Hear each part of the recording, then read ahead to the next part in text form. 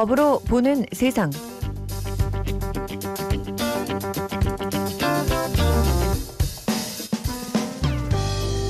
지금 가장 뜨거운 이슈를 법으로 풀어보는 시간입니다. 이 시간 황준선 변호사와 함께하겠습니다. 어서 오세요. 예, 안녕하십니까. 황준선 변호사입니다. 반갑습니다. 네, 오늘은 어떤 이야기를 해볼까요? 예, 최근 한 방송 프로그램에 전 국가대표 쇼트트랙 선수인 김동성 씨가 출연한다는 소식이 알려지면서 각종 인터넷 사이트들에서는 김동성 씨 관련 뉴스로 그야말로 도배가 되었습니다.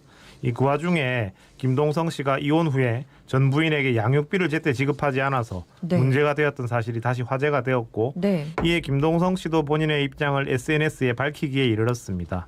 이 김동성 씨 주장에 따르면 이혼하면서 합의된 양육비가 월 300만 원 정도였는데 네. 처음에는 잘 지급하다가 본인의 사정이 힘들어지면서 제대로 양육비를 지급하지 못했다면서 본인이 이렇게 논란을 일으키면서도 방송에 출연하게 된 이유 중에 하나도 양육비를 지급하기 위한 것이며 첫 출연료를 받자마자 그동안 밀린 양육비의 일부를 지급하였다고 주장을 하고 있습니다. 네. 그러자 이제 김동성 씨의 전 부인 측에서도 SNS를 통해서 김동성 씨 주장이 사실과는 좀 다르다는 그런 주장을 하기도 했습니다. 네. 이렇게 미성년자인 자녀가 있는 상황에서 부부가 이혼을 하게 되면 보통 가장 큰 문제 중에 하나가 이 자녀 양육에 관한 것입니다. 네. 소송을 하게 되면 양육권은 누가 가질 것이냐의 문제부터 적정한 양육비는 얼마냐까지 치열하게 다툼이 전개되는데요. 오늘은 이 양육권과 양육비에 관한 문제를 말씀을 드리겠습니다. 네, 우선 이제 양육권부터 알아봐야 될 것 같은데 뭐 드라마나 아니면 뉴스를 통해서 예. 양육권을 두고 다투는 모습 굉장히 많이 보셨을 거예요, 여러분들도요. 맞습니다. 이 양육권이란 미성년자인 자녀를 성년에 이르기까지 돌보고 키울 수 있는 권리입니다. 쉽게 말해서 같이 살 수 있는 권리이죠. 말은 권리인데 실제로는 부모에게 양육의 의무가 있으니까 부모로서의 의무를 이행하는 것으로 보는 것이 정확합니다. 네. 따라서 자녀가 성년이 되면 이혼을 하더라도 양육권이나 양육비의 문제는 당연히 발생하지 않습니다. 네. 그리고 이와 유사한데 조금 다른 법적 개념이 친권이라는 것이 있습니다. 이 친권이란 미성년자인 자녀의 법률 행위에 대해서 동의하고 대리할 수 있는 권리를 의미합니다. 자녀와 같이 살면서 돌보고 키우는 내용인 양육권과는 조금 다른 권리라고 할 수 있습니다. 네. 어쨌든 이제 아이를 이제 돌보고 키울 수 있는 권리가 바로 양육권인데 여기서 이제 네. 중요한 건 양육권자가 어떻게 결정이 되냐 이 부분일 것 같아요. 예, 맞습니다. 앞서 말씀드린 바와 같이 자녀가 미성년자인 경우에는 협의 이혼을 하든 재판상 이혼을 하든 자녀의 양육에 관한 사항은 반드시 정해져야 됩니다. 이 양육권자를 정하는 기준에 관해서 민법은 자녀의 복리를 우선적으로 고려하여야 한다라는 매우 추상적인 기준만을 두고 있기 때문에 실제 소송을 통해서 양육권자가 결정되기까지는 자녀의 양육과 관련된 재반 사정을 모두 감안하여 네. 재판부가 결정을 하게 됩니다. 이혼을 하게 되는 경우에 미성년자인 자녀의 양육권자, 양육비, 그리고 면접교섭권, 그러니까 자녀를 만날 수 있는 권리를 면접교섭권이라고 합니다. 네. 이런 것들에 관한 내용은 필수적으로 정해져야만 이혼이 이루어질 수가 있습니다. 이에 대한 내용을 정하지 않고는 뭐 소송상 이혼은 물론이고 협의 이혼도 진행이 될 수가 없는 것이죠.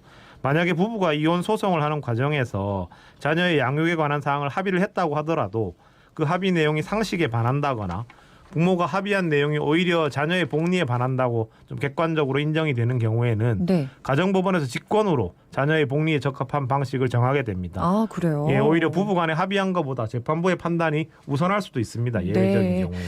근데 이제 보통의 경우를 살펴보면 자녀 양육권을 엄마가 많이 가져가는 것 같더라고요. 예, 보통 엄마 쪽에 많이 인정이 됩니다. 하지만 반드시 그런 것은 아니고 네. 특히 과거에는 이제 어머니가 양육권자로 지정되는 경우가 거의 대부분이라고 알려져 있었습니다. 네. 예, 아무래도 옛날 아버지들은 자식 양육에 좀 신경을 쓰지 않으시고 사셨기 때문에 그러한 현실적인 상황을 반영을 해서 어머니 쪽에 대부분 양육권을 인정했었는데 네. 요즘은 이제 남편들도 양육에 적극 참여하고 네. 양육을 잘하는 아버지들도 증가하고 있기 때문에 네. 남자 쪽을 양육권자로 인정하는 경우가 조금 늘어나고 있는 추세입니다. 네. 이런 거 보면은 어쨌든 양육권을 두고 양측이 뭐 소송을 통해서라든지 팽팽하게 입장이 좀 맞서는 경우가 많이 있을 것 같은데 예.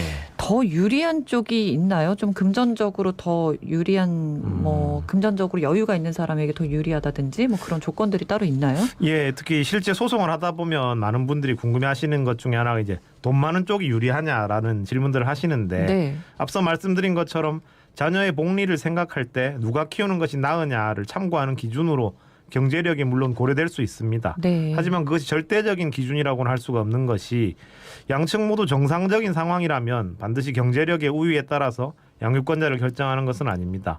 양육권자에게 당장 직업이나 소득이 없는 뭐 전업주부라고 하더라도 네. 새롭게 일을 할 수도 있는 것이고 네. 또한 상대방이 또 양육비를 지급해 준다는 측면도 고려를 해야 하기 때문이죠. 네.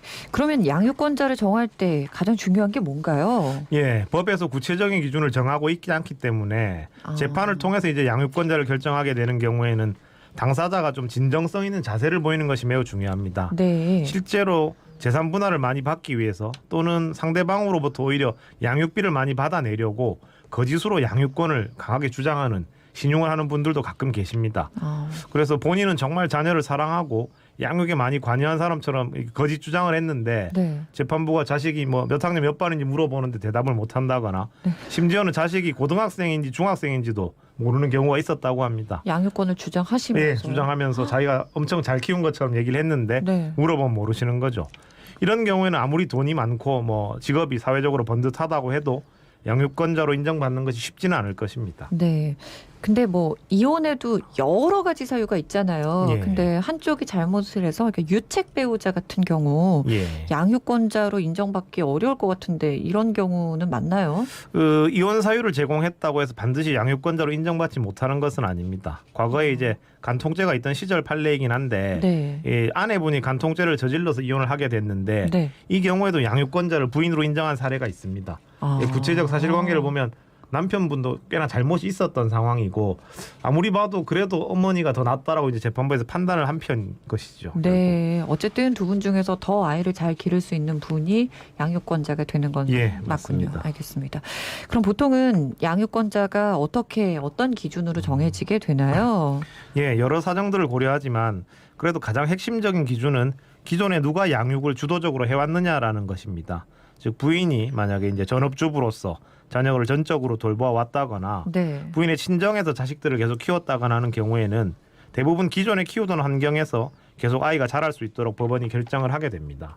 이 이혼이란 것이 어린 자녀들에게 정신적으로 엄청난 스트레스를 주게 되는데 현재 지금까지의 양육 환경에 변화를 주지 않는 것이 아이들의 정신적인 충격을 완화하고 일상생활을 유지해 나가는 데 중요하기 때문이죠. 네. 이렇게 이혼 소송을 하게 되면 보통 그 상태로 부부가 계속 한 집에 살 수는 없기 때문에 보통은 어느 한쪽이 자녀를 데리고 따로 살게 됩니다. 네. 이때 자녀가 누구랑 살고 있는지도 매우 중요한 요소로 작용을 합니다. 아. 근데 이제 주의하셔야 할 점이 어느 일방이 이제 자녀를 데리고 가서 살고 있는데 자녀를 거의 뺐다시피 막 폭력을 쓰고 거짓말을 하고 해서 네. 다른 부모의 동의 없이 데리고 오면 네. 아무리 친부모라도 상대방의 동의 없이 아이를 그런 식으로 데려오시면 미성년자 약취 유인죄라고 해서 처벌을 받으실 수도 있습니다. 예, 그리고 아이가 너무 어리지가 않다면 보통 초등학교 고학년 정도만 되면 재판부에서 그 아이가 누구와 살기를 원하는지를 들어보는 절차를 보통 가집니다. 그리고 아이의 의사도 매우 중요한 요소가 됩니다. 아, 그래요. 이걸 많이 반영을 해 주시는 거군요. 예, 그렇습니다. 아, 근데 요즘 안타깝게 너무 아동학대에 대한 이야기가 많이 들려와가지고요. 예. 아, 이혼이라는 것 자체는 정말 너무 그 가정에는 안타까운 상황이지만 그래도 양육권을 가지고 다투는 문제에 있어서만큼은 부모가 좀 책임을 다하려는 태도가 아닐까 싶은데 맞습니다. 어떻게 보세요? 이게 부모들이 서로 아이를 키우겠다고 싸우는 경우에는 그나마 좀 나은 편입니다. 이혼 소송 중에서도 네. 뭐 정상적인데 네, 가끔이지만 이제 부부가 서로 아이를 키우지 않겠다고 싸우는 경우가 있는데 이런 경우는 정말 해결하기 힘듭니다. 이게 서로 상대방이 더 좋은 사람이고 네. 내가 형편없는 사람이라고 주장을 해야 되는 이런 상황이 생길 수도 있고 차라리 또 그 정도만 돼도 할 말이 있는데 네. 뭐 다른 쪽이 훨씬 낫다라고 주장하면 되니까 그냥 막무가내로 이제 애를 키우기 싫다고 주장하는 당사자분들이 가끔 계시거든요. 이럴 때는 이제 어디서부터 접근을 해야 하는지 굉장히 난감한 상황이죠. 그래도 누군가에게는 가야 되는 거죠. 예, 누군가의 제3자로 정하는 게 불가능한 건 아닌데 네. 거의 참 발생하기 힘든 상황이라고 보시면 됩니다. 알겠습니다. 너무 안타깝습니다. 예. 어쨌든 양육권자가 정해졌다면 그 네. 다음 절차는 뭔가요? 예, 이렇게 이제 양육권자가 정해졌다면 이제 양육비를 정해야 되죠. 예, 당연히 성년이 될 때까지만 지급할 의무가 있습니다. 네. 현재 양육비의 산정에 관해서는 법원에서 일정한 가이드라인을 정해서 전국적으로 운영을 하고 있습니다.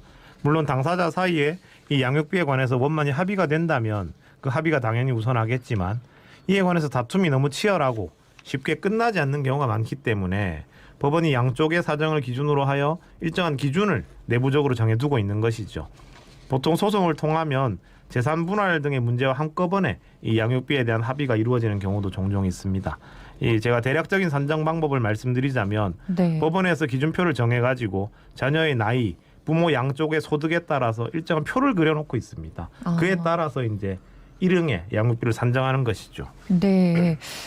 그렇군요. 예를 들어서 좀 설명을 해주시면 예. 어느 정도인지가 좀 궁금하거든요. 예를 들자면 이제 2017년도 기준표에 따르면 3세에서 5세 사이에 자녀가 한 명이 있고 부모가 각각 월 300만 원 정도씩을 이제 번다고 가정을 하면 네. 법원에서는 자녀의 양육비로 한 달에 약 120만 원 정도가 소요된다고 정해놓고 있습니다. 네, 네. 이게 부모의 소득별로 양육비가 각각 따로 규정이 되어 있습니다. 아. 이를 부모가 이제 소득이 동일하기 때문에 부모가 반씩 부담하게 정하게 되는 것이죠. 그러면 이제 60만 원씩 되게 되는데 원칙적으로는 네. 만약 남편만이 소득이 있는 경우라면 그럼 소득이 아예 없는 부인은 전혀 양육비를 부담하지 않아도 되냐고 하면 그렇지는 않고 보통 최소한의 양육비는 부담을 시키는데 보통 한 3분의 1 정도 부담을 시킵니다. 아무리 소득이 없다고 해도. 아. 그렇다면은 이 경우에 한 30만 원 정도는 소득이 없는 사람도 부담을 해야 되겠죠. 네. 그리고 이 산정 기준표는 어디까지나 하나의 기준이지만 법원이 또 반드시 이에 구속되어서 판결이 기계적으로 내려지는 것은 아니기 때문에 네. 대략적인 참고로만 좀 활용하시면 됩니다. 네. 인터넷 검색해 보시면 바로 확인하실 수 있습니다. 어쨌든 이 절차에서 이 금액까지 딱 정해진다는 말씀이신 예, 거죠. 어쨌든 이혼 소송에서는 양육비를 확정을 지어야만 결론이 네. 나게 됩니다. 네. 아, 근데 이게 참 자신의 아이를 위해서 비용을 지금 지불을 해야 되는 것임에도 양육비를 지급하지 않아서 문제가 되는 경우가 굉장히 많잖아요. 예, 맞습니다. 지급하지 않으면 어떻게 되죠? 예, 이렇게 양육비에 대한 합의를 하고 또 법원의 결정이 있었음에도 불구하고 이를 이행하지 않은 경우에 좀 심각한 문제가 발생하게 됩니다. 네. 그래서 최근에 양육비를 주지 않는 사람들의 신상을 공개했던 배드파더스라는 사이트가 화제가 된 것을 네, 네. 기억하시는 분들이 좀 계실 겁니다. 네. 이게 사이트 이름이 배드파더스여서 남편들만 공개된 것으로 아는데 네. 거기 보면 여자분들 신상도 많이 공개가 되어 있습니다. 네. 현재 그 사이트 운영자가 이제 명예훼손죄로 재판이 진행 중인 것으로 아는데 일단 1심에서는 무죄를 선고받았습니다. 네. 어쨌든 이제 공익적인 목적으로 배드파더스의 운영자는 이 사이트를 운영을 하고 있는 건데 이게 명예훼손이 될 수도 있죠. 사실은 공개된 사람들 입장에서 보면 뭐 국가기관도 아니고 네. 뭐 법에 정해진 것도 아닌데 뭐 네. 개인적으로 막 올리니까 네. 그런 피해를 본다고 주장할 수 있는데 사실 네. 뭐 말씀하신 대로 공익적인 목적이 있다고 봐서 1심에서 무죄가 난 것입니다. 네. 참 이게 민간에서 이렇게 나설 정도면 정말 양육비를 지급하지 않는 분들도 너무 많고 예. 어떤 강제적인 조치가 없어서 그런 거 아닌가 이런 생각도 들거든요. 예, 맞습니다. 그 배드파더스 사이트 내용을 봐도 참 이게 분노를 일으키는 사람들이 많이 있으시거든요. 네. 그래서 법 제도도 점점 강화되어 가고 있는 추세인데 네. 현재는 이 가사소송법이나 양육비 이행 확보 및 지원에 관한 법률이라고 하는 특별법이 있습니다. 여기서 구제책을 좀 마련해 두고 있는데 우선 이행명령 제도라는 것이 가사소송법에 정해져 있습니다. 이 양육비가 정해지게 되면 이제 법원의 판결이나 조정을 통해서 정해졌는데 네. 이를 이행하지 않는 당사자가 있다면 양육비를 받을 권리가 있는 사람이 신청을 해서 법원이 일정 기간 안에 양육비를 지급하라고 명령을 하고 이를 위반했을 때는 1,000만 원 이하의 과태료 처분까지 추가로 내릴 수 있습니다. 네. 그리고 정당한 이유 없이 3기 이상 지급 의무를 이행하지 아니한 때에는 30일 이상의 기간을 정해서 감치를 할 수도 있습니다. 네. 감치란 게 일정 기간 동안 구치소나 교도소에 감금하는 것을 말합니다. 그리고 작년 12월부터 법이 강화가 된 것이 올해 6월부터 이제 시행이 되는데 이에 따르면 감치 명령을 받고도 계속 양육비를 지급하지 않는다면 네.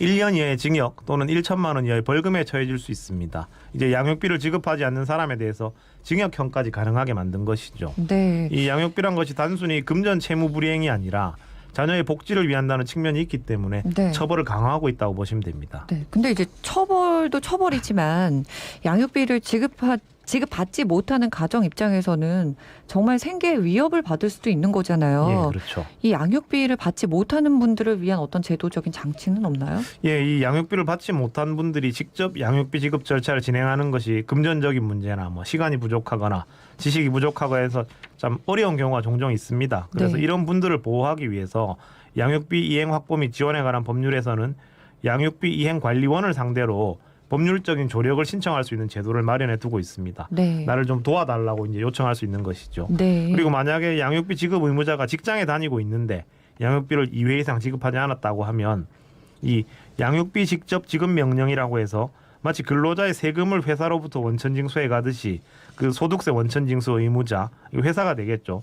이 회사로부터 양육비 지급 의무자의 급여에서 정기적으로 바로 양육비를 공제해서 양육비를 받을 사람에게 지급하도록 그렇게 명령을 할 수도 있습니다. 네. 그리고 이번에 개정된 법에 따르면 여성가족부는 이렇게 양육비 지급 명령 이행하지 않아서 감치 명령을 받고 그래도 이를 따르지 않는 부모를 대상으로는 지방경찰청장에게 운전 면허를 정지 처분 요청할 수 있고 7월부터는 법무부 장관에게 출국 금지를 요청해서 네. 이 정부의 심의를 거친 다음에 홈페이지나 언론 등에 이름, 나이, 직업, 주소 같은 거를 직접 공개할 예정이라고 합니다. 네.